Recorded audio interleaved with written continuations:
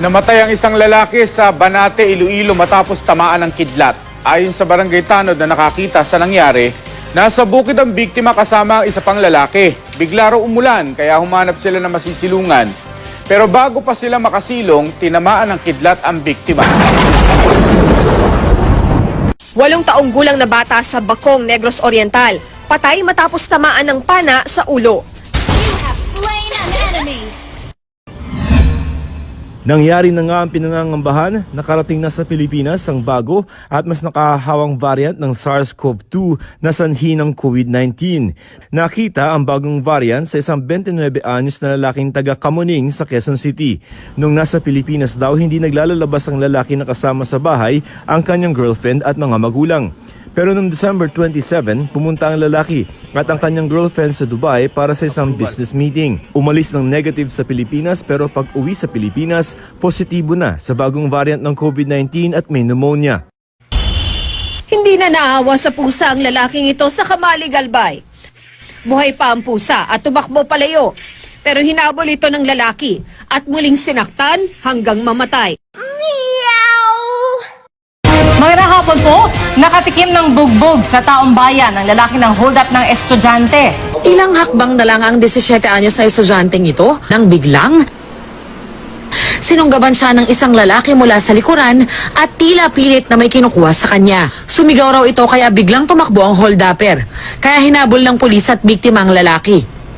Pero na-corner ng taong bayan at ginulpi ang suspect na tumangging magbigay ng pahayag ang suspect na mahaharap sa mga kasong robbery, hold-up at child abuse. Ito, partner, kinagulat ng mga residente sa Malimon, Surigao del Norte ang mga giant pusit na nahuli ng mga mangingisda. Ang mga pusit, partner, 6 hanggang 10 kilo ang bigat at may haba rin na halos.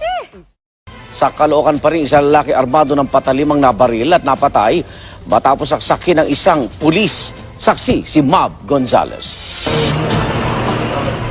Makikita sa CCTV na kinausap ni Anisete ang sospek habang nakatutok ang baril niya. Pero imbis na sumuko, inundayan ni alias Cesar ng saksak ang pulis. Tumama ang paa ng pulis sa nakausling bato kaya napahiga siya. Doon na siya sinaksak ng sospek ng 3 beses sa dibdib.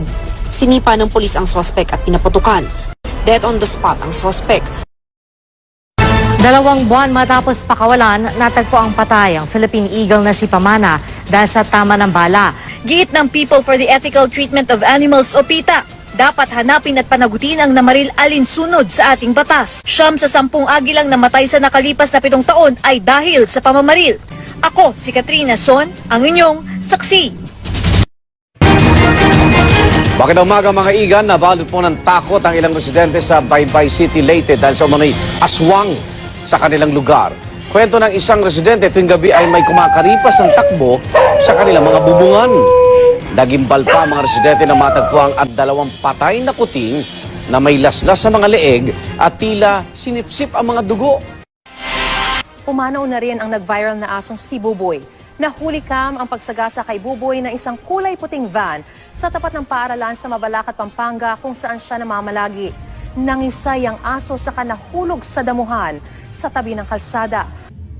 Totoo naman eh! Ano ba? Totoo naman!